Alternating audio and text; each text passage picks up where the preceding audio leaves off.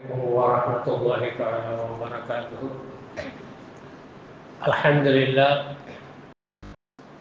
الحمد لله كفى والصلاة والسلام على المصطفى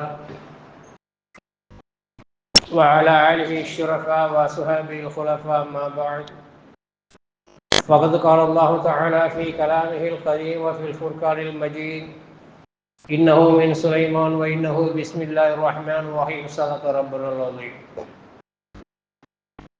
கண்ணியத்திற்கும் பெரும் மரியாதைக்கும் உரிய அல்லாஹ்வின் நல்லடியார்களே,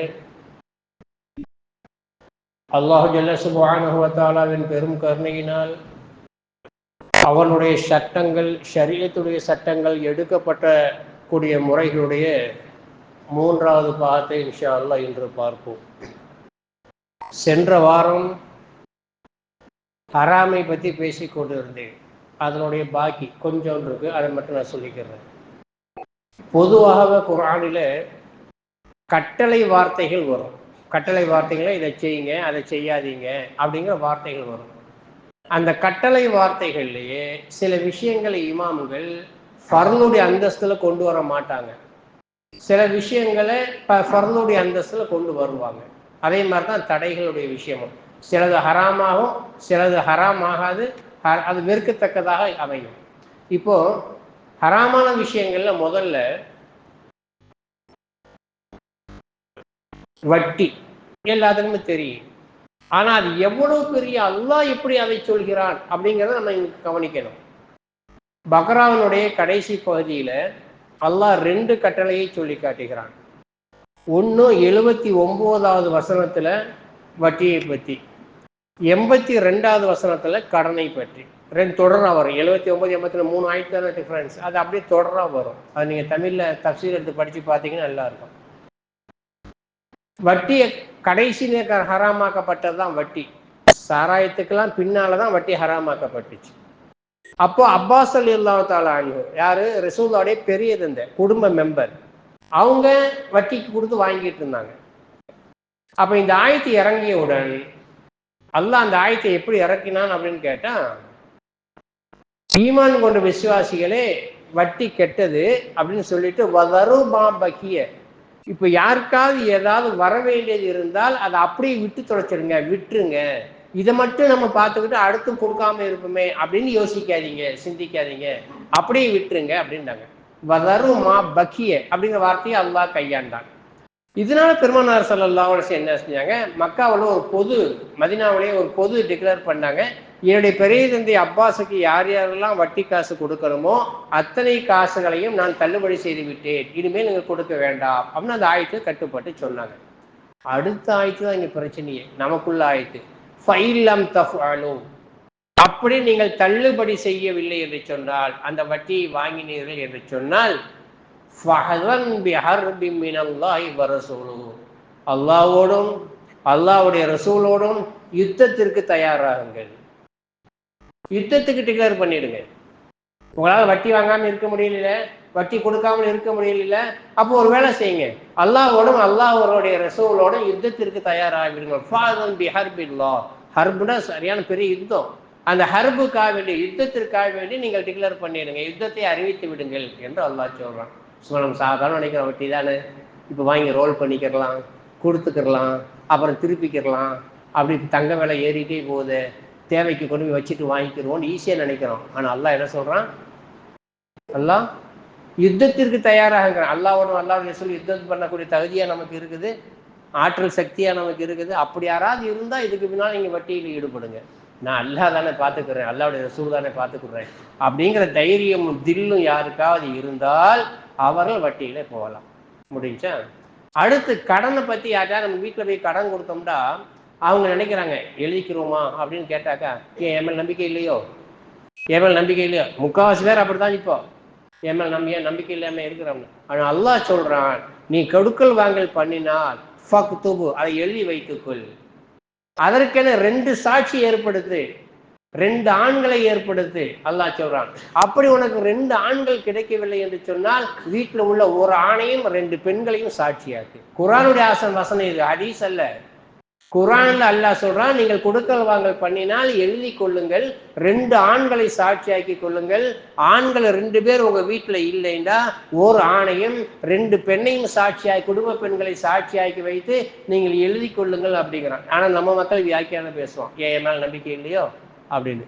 எழுதி கொள்ளுங்கள் ஃபக்துபு, நீ கட்டளை வார்த்தையோ, நீ எழுதி கொள்ளுங்கள் அப்படிங்கிறான். சந்தேகம் இருந்துச்சுன்னா சூரத்துல் பக்ராவினுடைய 282வது வசனத்தை எடுத்து பார்த்துக்கோங்க. 79 82 வரைக்கும் உள்ள வசனங்கள் எடுத்து பாருங்க. இப்ப நான் என்னென்ன சொன்னனோ அத்தனையும் பதியப்பட்டிருக்கும், தெளிவா இருக்கும். ஃபாதன் யுத்தத்திற்கு தயாராகுங்கள், ஃபக்துபு எழுதி கொள்ளுங்கள் அப்படிங்கிற வார்த்தைகள் கையாளப்படும். ஆக குர்ஆன் ஷரீஃபிலிருந்து சட்டம் எடுக்கக்கூடியவர்கள் இதை ஆனா கட்டளை ஃபர்லா எழுதுறது ஃபக்துபுன்னு அல்லாஹ் சொல்றான். ஆனா ஃபர்லுடைய குரூப்ல இதை கொண்டு வரல. எழுதிக்கிறங்க, அது ஒரு சிறந்தது அப்படின்னு அல்லாஹ் ஃபர்லுக்கு அடுத்ததுல கட்டளை இடுறான்.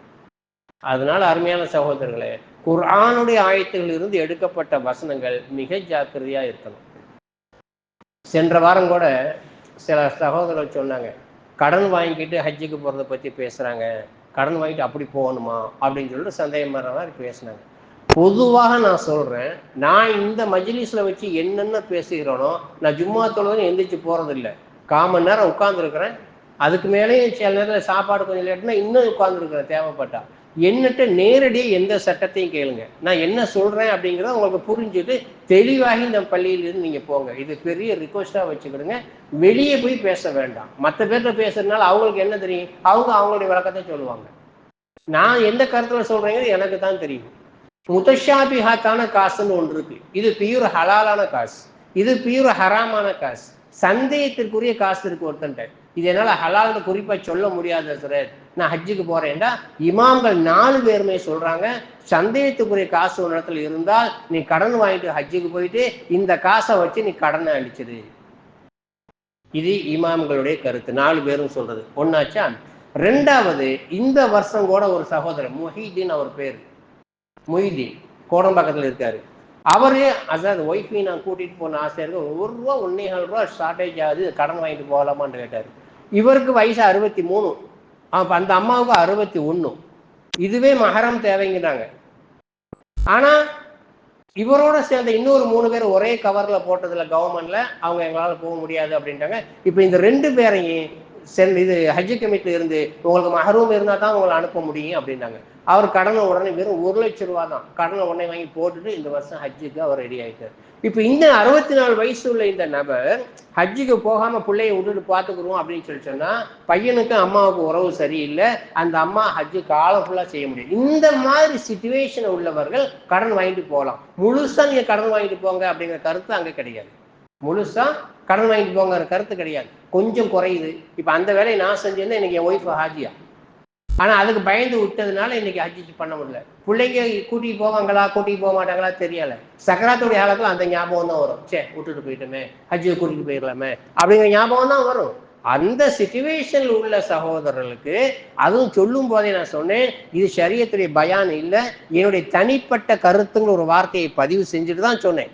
போன வாரம் பயான் ரெக்கார்டு வேண்டாம், நான் தர்றேன், ரெக்கார்டு இருக்குது. இது தனிப்பட்ட என்னுடைய முறையில் உள்ள கருத்து. இந்த கருத்தின் பிரகாரம் முடிந்த அளவிற்கு 40 வயசுக்குள்ள ஹஜ்ஜை செய்யுங்க, மனைவியை நீங்களே கூட்டிட்டு போயிடுங்க அப்படின்னு சொல்லி சொன்னா இந்த சக்கராத்து நேரத்துல மண்டை சொல்லலும் பாருங்க, அப்போ இது நிம்மதியை கொடுத்துரும், கவலையை கொடுக்காது. 2ஆச்சா. 3வது இமாம்கள் எப்படி சொல்றாங்கடா, நான் இப்ப உங்கள்கிட்ட கேட்கிறேன், நீங்க ஓரளவு சரியத்தை நிறைய பயான் கேட்குறீங்க. ஒருத்தன் ஒரு கோட்டர் வாங்கி ஒரே ஒரு முடக்க குடிச்சான், அது ஹராமா ஹலாலா? சிம்பிளா சொல்லுங்க, மசாயில் ஹராம். ஒரு முடக்க குடிச்சாலும் ஹராம் அப்படின்னா நீங்க ஃபத்வா கொடுப்பீங்க. அவனுக்கு ஹத் அடிக்கணுமா? குடிச்சால் ஹத் அடிக்கணும், அவனுக்கு ஹத் அடிக்கணுமா? கேள்வி வருதா? இந்த கேள்வி எங்க போய் பதில் தேடுவீங்க? ஒரு முடக்கு குடிச்சால் ஹராம், இதுல மாற்று கருத்து கிடையாது. ஆனால் ஹத் அடிக்கணுமா? ஹத் இல்லை. தெரியுமா உங்களுக்கு? ஹத்துண்டா தெரியுமா? கசை அடிக்கிறதுங்க. தலையாட்டுறீங்க, கசை அடிக்கிறது. 3 காலகட்டம் இருக்கு கசை அடிக்கிறது. ஒன்று, ஒருத்தன் குடிச்சான்டா 100 கசை அடிக்கணும். இன்னொன்று இட்டு கட்டினான்டா 80 கசையடிகள் அடிக்கணும். 80 கசையடிகள் அடிக்கணும். சரி, இந்த 100 கசையடிகள் எப்போ அடிக்கணும் அப்படின்னு கேட்டால், ஒரு மனிதன் குடித்து அவனுக்கு நாக்கு உலர்ற அளவுக்கோ மதி கெட்டு போற அளவுக்கோ போதை ஏற்பட்டு விட்டால் அவனை கசை அடிக்கணும். இப்ப உட்பிரிவுகள் எப்படி எடுக்கிறாங்க? ஹராம் தானே ஒரு இது குடிச்சது, அவன் கொஞ்சோன்னு குடிச்சதுக்காக கசை அடிப்புமே அப்படின்னு ஷரியத் சொல்லலை. நாக்கு குளறுபடி அளவுக்கு, பேச முடிய உளர்ற அளவுக்கு, அல்லது மூளை பாதிக்கப்படக்கூடிய அளவிற்கு, என்ன செய்யறோம்னு தெரியாத அளவிற்கு அவன் குடித்தான் என்று சொன்னால் இன்னைக்கு அந்த சட்டம் இருக்கு, மாற்றப்படல, 100 கசையடிகள் அடிக்கணும். 100 கசையடிகள் அடிக்கணும். அது மாதிரியே ஒருத்தன் ஒரு பொண்ணு மேல இட்டு கட்டினான், ஒரு பொண்ணை பிடிக்கல, பக்கத்து வீட்டு பொண்ணு, இந்த பொண்ணு இன்னாரும் இந்த ரூமுக்குள்ள போனதை நான் பார்த்தேன் அப்படின்னு கசை அடிக்கணும். அவன் சொல்றது உண்மைங்கிறதுக்கு எல்லாத்துக்கும் 2 சாட்சி, கடனுக்கு 2 சாட்சி, பிற பார்த்ததுக்கு 2 சாட்சி, இந்த விஷயத்துக்கு மட்டும் 4 சாட்சி. சொன்னவன் 4 சாட்சியை கொண்டு வரணும். அப்படி 4 சாட்சியை கொண்டு வராமல் 3 சாட்சியால 2 சாட்சியை கொண்டு வந்தான் என்று சொன்னால் அவனுக்கு 80 கசையடியில் அடிக்கணும். இட்டு கட்டுனதுக்காக, ஒரு பொண்ணு மேல இட்டு கட்டுனதுக்காக வேண்டி, இந்த விஷயத்துல மட்டும், செக்ஸ் விஷயத்துல மட்டும். ஒரு பெண்ணு மேல இட்டு கட்டுனதுனால யாரு இட்டு கட்டுனானோ, இந்த வண்டியில போனாங்க, அவன் புர்கா போட்டுருச்சு, நோஸ் பேஸ் போட்டுருச்சு, யாருன்னு தெரியல, அந்த மழுப்பெல்லாம் இல்லாம உறுதியா இந்த பொண்ணு இந்த ரூமுக்குள்ள, இந்த லாட்ஜுக்குள்ள 2 பேரும் போனாங்க அப்படின்னு அவன் சொல்லி 4 சாட்சியை கொண்டு வரவில்லை என்று சொன்னால் அவனுக்கு 80 கசையடிகள் அடிக்கணும். குடிச்சா 100 அடி, இதுக்கு 80 கசையடிகள் அடிக்கணும். இப்ப இந்த சட்டங்கள் எல்லாம் எங்க இருந்து எடுக்கப்படுறதா? மூலம் குர்ஆன் தான். அல்லாஹ் தான் சொல்றான் 4 சாட்சியை கொண்டு வரணும் அப்படின்னு சொல்லிட்டு. பெண்கள் மீது இட்டு கட்டாதீங்க, பழி சுமத்தாதீங்க, அப்படி நீங்கள் உறுதியாக தெரிந்தால் 4 சாட்சியை கொண்டு வாங்க. அந்த 4 சாட்சி எப்படி இருக்கணும் அப்படின்னு சொல்லி சொன்னா, கிணத்துக்குள்ள வாளி விழுந்தது மாதிரி அந்த உறவை அவன் பார்த்திருக்க வேண்டும். இமாம்கள் தல்லுங்கிற வார்த்தை, எனக்கு சொன்ன உதாரணத்தை தான் இமாம் அபூ ஹனீஃபா எழுதுறாங்க. கிணத்துக்குள் வாளி கடந்தது மாதிரி அவன் பார்த்து 4 சாட்சிகளை கொண்டு வந்தால் மட்டும்தான் அந்த ஷஹாதத் ஏற்றுக்கொள்ளப்படும். இல்லை என்று சொன்னால் அவனுக்கு 80 கசையடிகள் அடிக்க முடியும். அதனால் நான் ஒரு கருத்தை சொல்றேன்னு சொல்லிட்டேன்னா எல்லாத்துக்கும் அல்லாஹ்வுடைய கிருபையில ஆதாரம் தருவேன் இன்ஷா அல்லாஹ். அப்படி இல்லை அப்படின்னு சொல்லிட்டேன்னா பார்த்து சொல்றேன்னு சொல்லிட்டு அடுத்த வாரம் அது ஆதாரத்தை சொல்லுவேன். ஒண்ணுமே கிடையாது. செம்புதாசுல பேசக்கூடிய நேரத்துல ஹஜர்ல் அஸ்வத் கல்லு இந்தியாவிலிருந்து கொண்டு போன கல்லு அப்படின்னு சொல்லிட்டு பேசிட்டேன். இந்தியாவிலிருந்து கொண்டு போன கல் தான் ஹஜர்ல் அஸ்வத் கல். உடனே அங்கே இருக்காருல அலி, கலைஞரை கைது பண்ணார் டிஜிபி, அவர் உடனே ஜும்மா தொழுதோன்னு, ஏற்கனவே ராமர் பாலம் அது இதுன்னு பிரச்சனை பண்ணுறாங்க, நீங்கள் இப்போ இதை போட்டு விட்டீங்களா, எங்கே இருக்குது அப்படின்னு கேட்டார். நார்மலான கேள்வி வர்ற, அவர் ஆஃபீஸர் வர சந்தேகம். நான் என்ன இருக்கா இல்லையார் அப்படின்னு சொல்லி அடுத்த வாரம் இப்னு கசீர் கிதாபில் இது ரஃபானா, நாம் இஸ்மாயில் அலை இஸ்லாமும் இப்ராஹிம் அலை இஸ்லாமும் உயர்த்திய நேரத்தில் அப்படிங்கிற இடத்துல அந்த இதை எழுதுறாங்க. ஜிப்ரீல் அலை இஸ்லாத்து வஸ்ஸலாம் அவங்க ஆதம் அலை இஸ்லாத்தின் குடும்பத்தில் இருந்த அந்த கல்லை வாங்கிட்டு போய் அங்கே வச்சாங்க அப்படின்னு சொல்லிட்டு எழுதுறாங்க. எழுதக்கூடியதை அப்படியே கொண்டு போய் காட்டணும்னா இதெல்லாம் வருது அப்படின்னு கேட்டார். எதுக்கு நான் சொல்றேன்னு சொல்லிட்டேன்னா, பொதுவான ஒரு புது கருத்தா இருந்தாலும் குர்ஆன் ஹதீஸில் இல்லாத பேச மாட்டோம் இன்ஷா அல்லாஹ். அதனாலதான் உங்களுக்கு இந்த உதாரணத்தை சொல்லி காட்டுறேன். சரி, இப்போ இது ஹராமான விஷயங்கள் ஓரளவுக்கு முடிஞ்சு, சந்தேகமும் தீர்ந்துருக்கும். இன்னும் தீரலைன்னு சொல்லிட்டேன்னா திரும்ப ஜும்மா தொழுது உட்காந்துருப்பேன், நீ கேட்டுக்கிறீங்க. ஹஜ்ஜி சம்பந்தமும் சரி, நான் ஏற்கனவே இந்த கடன் வாங்குறது இன்னொரு சம்பவத்திலையும் சொல்லியிருக்கேன். உங்களோட சந்தேகமான காசு இருந்தால் அரிசி மளிகை ஜமான் பிள்ளைங்களுக்கு எதுக்கு வயிற்றுக்குள்ள போய் பிளட்டாக மாறுமோ இதுவும் கடன் வாங்கி பியூர் ஹலாலா ஆக்கி அதை நீங்கள் கடன்காரனுக்கு மற்ற காசை சந்தேகத்துக்குரிய காசை கொடுத்து, சந்தேகமான காசு நம்ம சமுதாயத்தில் நிறைய புழங்குது, கொஞ்சம் நெஞ்சம் இல்லை, நிறைய புழங்குது. பியூர் ஹலால். ஒருத்தர் தியேட்டர் வச்சிருக்காரு, ஃபேன்சி கடை வச்சிருக்காரு, ஃபேன்சி கடையில் வரக்கூடிய காசு பியூர் ஹலால். அந்த தியேட்டர் காசையும் கலப்பாங்க. தியேட்டர் காசு கலந்துருச்சுன்னு சொல்லி சொன்னா அந்த காசை எதுல சேர்ப்பீங்க, எதுல சேர்க்க முடியும்? ரெண்டும் கலந்த காசா மாறிடும். இமாம் அபூ ஹனீஃபா ரஹ்மத்துல்லாஹி துணி வியாபாரம் பண்ணாங்க, பெரிய வியாபாரியா இருந்தாலும் துணி வியாபாரம் பண்ணாங்க, இமாமா இருந்தாலும். அவன்கிட்ட ஒரு தடவை சந்தைக்கு அனுப்பக்கூடிய அந்த சேல்ஸ்மேன்ட்ட சொல்லி அனுப்புறாங்க, இது குறைவுள்ள துணி, இது நிறைவான துணி, இது இன்ன விலைக்கு வில்லு, குறைவுள்ள துணியை குறைஞ்ச விலைக்கு இன்ன விலைக்கு வில்லுன்னு சொல்லி அனுப்புறாங்க. அவன் அந்த கூட்டத்துல பிஸியில மறந்துட்டான், எல்லாத்தையும் மொத்தமா தள்ளி விட்டு வந்து காசை கொடுத்தான். அப்ப இமாம் அவர்கள் ஞாபகப்படுத்தி கேட்கறாங்க, இதுல எதுப்பா இந்த காசு, எது குறைவுள்ள துணியுடைய காசு? இமாமா மண்டையை சொல்லிடுறான், எனக்கு கூட்டத்துல மறந்துட்டேன், எந்த காசும் எனக்கு பிரிச்சு எடுக்க முடியல அப்படின்னு சொல்லிட்டு சொன்னாங்க. உடனே இமாம் அஹ்மத் சொன்னாங்க, இது முத்தஷாபிஹான காசு, சந்தேகத்துக்குரிய காசு, இது என்னுடைய வீட்டுக்குள்ள வரக்கூடாது, நீ எல்லாத்தையுமே சதக்கா பண்ணிட்டு அனுப்பிட்டாங்க. எல்லாத்தையும் சதக்கா பண்ணிடுப்பா, பிரிச்சு எடுக்க முடியாதுல உன்னால, அப்ப எல்லாத்தையும் சதக்கா பண்ணிடு. இதுக்கு தான் ஷரியத்துடைய சட்டத்தை தெளிவா புரியணும். மேல் புரிஞ்சு மேட்டு எதையாவது கேட்டு போயிட்டு எதையாவது விலையை கேட்டு எதையாவது வெளியே போய் பேசக்கூடாது. சரி, அல்ஹம்துலில்லாஹ். இப்போ ஃபர்து ஹராம் சொல்லியாச்சு. இப்போ நான் உங்கள்கிட்ட கேட்குறேன், சிகரெட் குடிக்கணும். சிகரெட் ஹலாலா ஹராமா மக்ரூவா? இன்னும் குழப்பம் தீர்ந்துருக்கா? சரியத்தில் தலக்கம் தீர்ந்துருக்கா? ஒரு ரத்தத்தில் போய் கேட்டால் ஹராம், இன்னொரு ரத்தத்தில் போய் கேட்டால் இல்லை மக்ரூ. அப்படித்தானே ஃபத்வா கொடுத்துட்டு இருக்காங்க. யாராவது ஒரே அடிக்கிறாங்களா, இப்படித்தான் அப்படின்னு சொல்றாங்களா? சொன்ன ஆதாரம் கேட்பீங்களா? அவங்களால சொல்ல முடியல. சிகரெட்டை பற்றி குரான்ல இல்லை, சிகரெட் புகையிலை பற்றி ஹதீஸ்ல இல்லை. அப்ப எப்படி மசாயில் எடுப்பீங்க? எப்படி சட்டம் எடுப்பீங்க? இதெல்லாம் கேஷ்ல கொண்டு வரணும்னு நினைச்சேன், இப்ப பேச வச்சுட்டீங்க. இதெல்லாம் கேஷ்ல வரும்போது கொண்டு வந்துக்கிடுவோம் அப்படின்னு நினைச்சேன். இன்னொரு 4-5 வாரம் ஆகுமே அப்படி சொல்லிக்கிடுவோம்னு நினைச்சேன். அதாவது உங்களுடைய கரங்களை நஷ்டத்தின் பக்கம் நீங்கள் போட வேண்டாம். இது குர்ஆனுடைய ஆயத். உங்களுடைய கைகளை தகுலுக்கத்தி அழிவின் பக்கம் நீங்கள் போட வேண்டாம் என்று அல்லாஹ் சொல்லி காட்டுகிறான். அப்ப எதெல்லாம் மனிதனுக்கு அழிவை ஏற்படுத்துகிறதோ அது எல்லாம் மார்க்கத்தில் அனுமதி கிடையாது. அதெல்லாம் மார்க்கத்தில் அனுமதி கிடையாது. எது நஷ்டமோ அழிவை ஏற்படுத்துமோ அதெல்லாம் நஷ்டம் கிடையாது. புகைக்கிறது, சிகரெட் குடிக்கிறது, பீடா போடுறது, பீடாங்கிறது புகையிலை போடுவது, இவைகளாம் மனிதனுக்கு கேடை அறிவிக்கும் என்று சொன்னால் அவைகள் கூடாது. ஆனால் ஹராமா, ஹராம்னு கொடுப்பதா இருந்தால் அல்லாஹ் நேரடியாக தடுக்கணும். எப்படி பன்றியினுடைய மாமிசம் ஹராம், ரத்தம் ஹராம், எனக்காக அறுக்கப்பட்ட, எனக்கு என் பேரை சொல்லி அறுக்கப்படாதவர்கள் ஹராம் என்று அல்லாஹ் நேரடியாக சொல்றானோ அப்படி சொன்னால் மட்டும்தான் ஹராம் ஆகும். அப்படி சொன்னால் மட்டும்தான் ஹராம் ஆகும். அப்படி சொல்லலை என்று சொன்னால், இப்ப சிகரெட் குடிக்கிறது அல்லாஹ் அப்படி சொல்லாதன் காரணமாக இமாம்கள் ஏகோபித்து சொல்றாங்க, அது மக்ரூ தஹரீம், வெறுக்கப்படக்கூடிய ஒரு செயல், மார்க்கத்தில் அனுமதி இல்லாத ஒரு செயல். ஆனால் ஹராம் என்று ஃபத்வா கொடுக்க முடியாது. புரியுதா இல்லையா? விளங்குச்சா? இப்ப அல்லாஹ் ஜல்ல சுப்ஹானஹு வ தஆலா நேரடியா இது ஹராம் என்று சொல்றான். வட்டியை சொல்றான், பன்றியினுடைய மாமிசத்தை சொல்றான், சர்வசாதாரண ரத்தத்தை விற்கிறாங்க. இந்த கசாபிகள் கொஞ்சம் விளங்கிக்கிடுங்க. ரத்தத்தை எவ்வளவு விற்பீங்க? ஒரு 50 ரூபாய்க்கு விற்பீங்களா? அந்த 50 ரூபாய் வச்சு நீங்க கோட்டையை கட்ட போறீங்க. அதை வித்து காசு ஆக்கி வீட்டுக்கு கொண்டு போய் என்ன போறீங்க? அல்லாஹ் சொல்றான் ரத்தம் ஹராம், ரத்தத்தினுடைய காசு ஹராம். ரத்தத்தினுடைய காசை நீங்க வித்த 50 ரூபாயோ 100 ரூபாயோ 5000 ரூபாயோ 10,000 ரூபாயோ ரத்தத்தை வித்த காசு ஹராம்.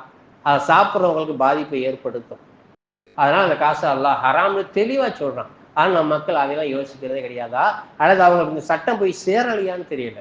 உலமாக்களுடைய தப்பா அப்படிங்கிறது தெரியல. கசாபி என்னைக்காவது ஒரு ஆலிம் கூப்பிட்டு வாங்கக்கூடிய நேரத்தில் பாய் இது ஹராம் பாய்னு சொல்லியிருக்காங்களான்னு தெரியல, நான் உட்பட தான். ஆனா அதை நம்ம சொல்லணும். நீங்க உங்களால சக்தி இருந்துச்சுன்னு சொல்லி சொன்னா, நல்ல ஃப்ரெண்ட்ஸா அவங்க இருந்தாங்கன்னு சொல்லி சொன்னாலும், ஃப்ரெண்ட்ஸா இல்லாட்டாலும் கூட சொல்லக்கூடிய வலிமை தாக்கத்து உங்களுக்கு இருந்துச்சுன்னு சொல்லி சொன்னா, கண்டிப்பா இந்த செய்தியை அவளுக்கு எத்தி வைங்கள். அது முழுக்க முழுக்க ஹராம். பொறிமத்த அழகில் மைத்தத்து வத்தமு, தமுனா ரத்தம், செத்தது எப்படி ஹராமோ அது மாதிரி ரத்தமும் ஹரா அப்படிங்கிறத விளைவிக்க. சரி, அடுத்த சுண்ணத்துக்கு போயிடுவோமா? இது எல்லாம் முடிஞ்சிச்சு. இடையில சுண்ணத்துக்கும் ஃபர்லுக்கு மத்தியில வாஜிப்னு ஒரு விஷயம் இருக்கு. வாஜிப்னு இருக்கா? இந்த அனஃபி மதப்ல தான் வாஜிப் இருக்கு. ஷாஃபி மதப்ல வாஜிப் ஒரு செக்ஷன் கிடையாது. இந்த வாஜிப் அவங்க எங்க கொண்டு வராங்கன்னா சுன்னத்தை முஅக்கதாவுல கொண்டு வருவாங்க. சுன்னத்தை 2ஆ பிரிச்சு சுன்னத்தை முஅக்கதா, சுன்னத்தை முஸக்கலா அப்படின்னு கொண்டு வந்துருவாங்க. சுன்னத்தை முஅக்கதாவும் வாஜிப் ஒண்ணுதான். சுன்னத்தை முஅக்கதாவும் இது எங்க வெளிப்படும்? அதுவும் தப்புன்னு தானே உலமாக்கள் நிற்கிறோம். ஜமாத்துல் மாதிரி நான் சொல்லியிருக்கிறேன். இப்போ செம்புதாஸ் பள்ளியில போய் கட்டினா 12 தக்பீருடன் கூடிய பெருநாள் தொழுகை, சுன்னத்தான பெருநாள் தொழுகை, அல்லாஹ்வுக்காக இந்த இமாமை பின்பற்றி தொழுகிறேன் சொல்றாங்களா? சுன்னத்தான. இங்க வந்தாக்கா, நம்ம பள்ளிக்கு வந்தாக்கா 6 தக்பீருடன் கூடிய பெருநாள் தொழுகை, வாஜிபான பெருநாள் தொழுகை, இந்த இமாமை பின்பற்றி தொழுகிறேன் அல்லாஹ் கட்டுறாங்களா? அவன் தான் அங்கேயும் முஸ்லீம் தான் சொல்றான், இங்கேயும் ஒரு முஸ்லீம் தான் சொல்றான். இங்க இதனாலதான் ஒரு கூட்டம் எந்திரிச்சுக்கிட்டு ஏப்பா இமாம்கள் பின்பற்றுறீங்க அப்படிங்கிறாங்க. இது நம்ம செய்யக்கூடிய தப்பு, மார்க்கம் சொல்லித்தரக்கூடிய தப்பு இல்லை. அங்க சுன்னத்தான், இங்க அதே செயல் வாஜிபு அப்படின்னு சொல்றாங்க. அருமையான சகோதரர்களே, திரும்பவும் சொல்றேன், எதில் எல்லாம் நிறைய கலக்கலையோ, ஒன்னே ஒண்ணு இருக்குதோ அதில் நீங்க சுன்னத்தும் சொல்ல தேவையில்லை, வாஜிபும் சொல்ல தேவையில்லை. இமாம் 6 ரக்காத் சொல்லி தொழு வைக்கிறாரா? பெருநாள் தொழுகையினுடைய தக்பீர் 6 ரக்காத்துகளை பெருநாள் தொழுகையை அல்லாஹ்வுக்காக கிப்லாவை முன்னோக்கி தொழுகிறேன். அது சுன்னத்தோ வாஜிபோ மலக்குகள் எழுதிக்கிடுவாங்க. அது குறிப்பிடப்பட வேண்டிய அவசியம் கிடையாது. எங்க குறிப்பிடணும்? சுன்னத்தான லுகா இருக்குதே, லுகா தொழுகைதான். அதே உங்களுக்கு சுன்னத்துன்னு யார் சொல்லி தந்தது? நஃபிலான தொழுகை எது நஃபில்னு உங்களுக்கு யார், அவ்வாபின் நஃபில்னு யார் சொல்லி தந்தது? சொல்லுங்க. வாஜிபான தஹஜ்ஜத் தொழுகிறீங்க, சுன்னத்தான தஹஜ்ஜத் தொழுகை. தஹஜ்ஜத்துன்னு கட்டுங்க. தஹஜ்ஜத் தொழுகை தொழுகிறேன், அவ்வாபினை தொழுகிறேன், பிரயாண தொழுகை தொழுகிறேன், தௌபா தொழுகையை தொழுகிறேன். அது சுன்னத்தோ வாஜிபோ சுன்னத்தை முக்கதாவோ சுன்னத்தை முசகலாவோ அது மலக்குகள் பார்த்துக்கிடுவாங்க. அந்த கேப்பில் போய் அழகா விழுந்துரும். கம்ப்யூட்டரை விட வேகமான மலக்குகள் ஷரியத்துல. அவங்க அழகா அதை தான் பண்ணிக்கிடுவாங்க. இவன் இதை தொழுதான் அப்படின்னு சொல்லிட்டு ஒரு ஆள் தக்பீர் கட்டுவாரு, சுன்னத்தான அவ்வாபின் தொழுகை தொழுகிறேன். அந்த பக்கம் ஒருத்தர் போய் சத்தம் கொடுத்து அப்படி கேட்டோம்னா நஃபிலான அவ்வாபின் தொழுகை தொழுகிறேன். தேவையில்லை, தேவையில்லை. ரசூல் ஸல்லல்லாஹு அலைஹி வஸல்லம் எதையெல்லாம் செஞ்சார்களோ அதையெல்லாம் சுன்னத்து. மண்டையை போட்டு நீ கழுகவே தேவையில்லை. ஒரே ஒரு தடவை செஞ்சாலும் அது சுன்னத்து தான்.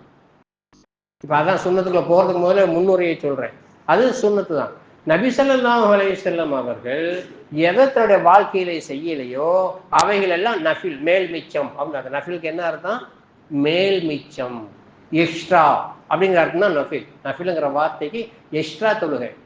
அது எந்த தொழுகையும் தொழுகலாம். ஜும்மா தொழுதுட்டு எந்த தொழுகையும் இல்லை, அசர் வரைக்கும் நீங்க தக்பீர் கட்டி தொழுகிறீங்க, நஃபில். ரசூல் ஸல்லல்லாஹு அலைஹி வஸல்லம் செஞ்சாங்க. சரி, இப்போ ஹதீஸுக்கு வருவோம். எதையெல்லாம் ரசூல்லா செஞ்சாங்க அப்படின்னு சொன்னா, ஒன்று நேரடியாக செஞ்சிருப்பாங்க, இன்னொன்று வாயால சொல்லி இருப்பாங்க, இன்னொன்று சம்மதிச்சிருப்பாங்க. இது மூணுமே சுன்னத்து தான். இன்னொரு ஹதீஸ் இருக்கு, அது பேர் ஹதீஸே குதுசி. இது நபி ஸல்லல்லாஹு அலைஹி வஸல்லம் சொல்லி இருக்க மாட்டாங்க. இது நபி ஸல்லல்லாஹு அலைஹி வஸல்லம் சொல்லி இருக்க மாட்டாங்க. அல்லாஹ் சொன்னான் என்று சொல்லி ரசூலுல்லாஹ் சொல்லி இருப்பாங்க. புரியுதா? அல்லாஹ் சொன்னான் அப்படின்னு சொல்லி ரசூலுல்லாஹ் சொல்லி இருப்பாங்க. இதுக்கு பேரு ஹதீஸே குதுசி. உதாரணமாக சொல்றேன். யசுப்புத்தஹர வனத்தஹருன் அல்லாஹ் சொல்லுவான், ரசூலுல்லாஹ் பார்த்து சொல்றான், இன்னபடி ஆதம, ஆதமுடைய மக்கள் யசுப்புத்தஹர காலத்தை திட்டுகிறான், வனத்தஹருன் நான் தான் காலம். அப்ப என்ன திட்டுற மாதிரி? இது அல்லாஹ்வுடைய சொத்து. இன்னொன்று அல்லாஹ் சொல்லுவான், லா தஸப்புல் இலாஹல் காஃபிர், காஃபிர்களுடைய கடவுள்களை நீங்கள் திட்டாதீங்க, நீங்க அவங்கள திட்டினா அவங்க உங்களுடைய கடவுளாகி என்ன திட்டுவாங்க. இப்படி அல்லாஹ் சொல்லுவான். ஆனா அதுக்குள்ள சட்டம் வருமா? ஷரியத் வராது. சிறப்பு ஃபல்லு ஒரு சமுதாயம் இப்படித்தான் வாழணும் அப்படிங்கிற விஷயத்த ஆதங்கத்தை தான் அல்லாஹ் வெளிப்படுத்துவான். இதுதான் ஹதீஸே குதுசி. இது இல்லாமல் நபி சொன்னது, நபி செஞ்சது, நபி சம்மதிச்சது. சம்மதிச்சோம்னா என்ன சார்? ரசூலுல்லாஹ் சஹாபாக்கள் உட்காந்துருப்பாங்க, ஒரு சஹாபி வருவாரு, ஒரு செயலை செய்யாரு, ஸல்லல்லாஹு அவர் கூப்பிட்டு நிறைய இடத்துல அப்ஜெக்ஷன் பண்ணுவாங்க, அப்ஜெக்ஷன் பண்ணாம மௌனமா இருந்தாங்கன்னு சொல்லி சொன்னா அது சுன்னத்து. அஸ்ஸலாமு அலைக்கும் ஒரு சஹாபி ரசூலுல்லாஹ் இருக்கும்போது சொன்னாங்க, 10ண்டாங்க. ரெண்டாவது சஹாபி வந்தாரு, அஸ்ஸலாமு அலைக்கும் வரஹ்மத்துல்லாஹி என்றாரு, 20 அப்படின்றாங்க.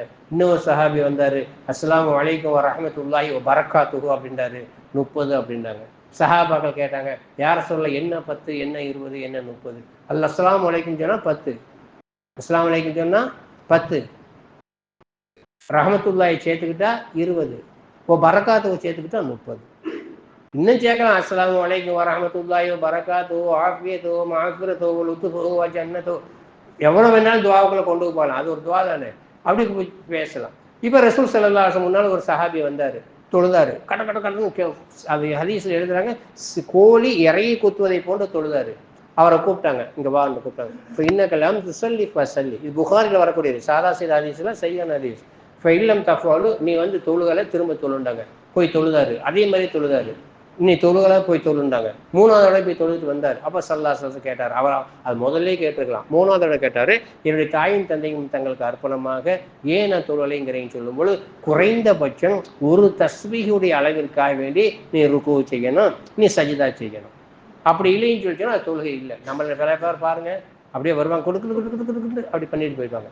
குறைஞ்சது ஒரு தஸ்பீஹ் சுப்ஹான ரப்பியல் அஸீம் அல்லது சுப்ஹான ரப்பியல் அலா அப்படிங்கிற அளவுக்கு நின்று தொழுதுக்கு போனால் மட்டும்தான் தொழுகை கூடும், ருக்கு கூடும், சஜிதா கூடும் அப்படி உணர்த்திடுறாங்க. அப்ப அப்படி தொழுவது சுன்னத்து. ஏன் ரசூலுல்லாஹி ஸல்லல்லாஹு அலைஹி வஸல்லம் அப்ஜெக்ஷன் பண்ணியிருக்கிறாங்க, நபி அவர்கள் அப்ஜெக்ஷன் பண்ணியிருக்கிறாங்க அப்படிங்கிறத பற்றி அவ சொல்லு செயல் சம்மதம் மூன்றுமே சேர்ந்தது சுன்னத்துடைய கேட்டகரி தான். இப்போ இன்னொரு மசாயில் இங்கே சொல்லிக்கிறேன், முடிக்க போறேன். சுன்னத்தை அடுத்த வாரம் ஆரம்பிக்க முடியும். என்ன மசாயில் அப்படின்னு சொல்லிட்டேன்னா, ரோட்ல போகும்போது அஸ்ஸலாமு அலைக்கும் சொல்றீங்கல்ல, அஸ்ஸலாமு அலைக்கும் அப்படின்னு சொல்றீங்கல்ல, அஸ்ஸலாமு அலைக்கும் சொல்றது சுன்னத்து. அஸ்ஸலாமு அலைக்கும் சொல்றது சுன்னத்து. வலைக்கும் அஸ்ஸலாம் திரும்ப சொல்றீங்கல்ல, அது வாஜிப். கண்டிப்பா செய்யணும், கண்டிப்பா செய்யணும். அப்ப சுன்னத்தை விட வாஜிபு பெருசுல அப்படின்னு கேட்டீங்கன்னா, முதல்ல சலாம் சொன்ன சுன்னத்துக்கு 90 நன்மை, இந்த வாஜிபுக்கு 10 நன்மை தான். அதனால அல்லாஹ் ரசூல் சொல்றாங்க, சலாத்துல முந்தி கொள்ளுங்கள். சலான் சொன்னா 90 நன்மை, வலைக்கும் இஸ்லாம் சொன்னா 10 நன்மை. ஆனா அந்த 90 நன்மைங்கிறது சுன்னத்து, இந்த 10 நன்மைங்கிறது வாஜிப். கண்டிப்பா சொல்லித்தான் ஆகணும், இல்லைன்னா குற்றம். புரியுதா? இப்படி உட்பிரிவான மசால் நிறைய இருக்காங்க. அப்படி அப்படியே நம்ம ஒவ்வொன்றா விளங்கிட்டு போனா மட்டும்தான் அது புரியும். இன்ஷா அல்லாஹ் இதை தொடர்ந்து அடுத்த வாரம் சுன்னத்தில் இருந்து ஆரம்பிப்போம். அல்லாஹ் ஜல்ல சுப்ஹானஹு வ தஆலா முழுவதுமாக அல்லாஹ்வுடைய ஷரியத்துடைய சட்டங்களை பின்பற்றக்கூடிய மக்களாக நம்மை ஆக்கி அருள்வானாக. வாஹிர் தஅவானா அல்ஹம்துலில்லாஹி ரப்பில் ஆலமீன். அஸ்ஸலாமு அலைக்கும்.